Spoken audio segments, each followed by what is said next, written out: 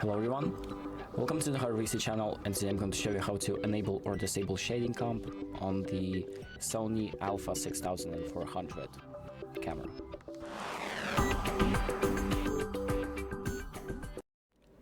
So the first thing that we're going to do is open up the settings by pressing the menu button, and then we're going to go to camera settings number 1, so this red camera icon, and then we're going to go to page number 2 and select lens comp. And here we have the shading comp option, so we're going to select that. Here you can enable it or disable it by selecting auto or just selecting off. So once you've selected that, you just exit out the menu and your options will be saved automatically. So that's about it. Thank you for watching. I hope this video helps, and make sure to like and subscribe.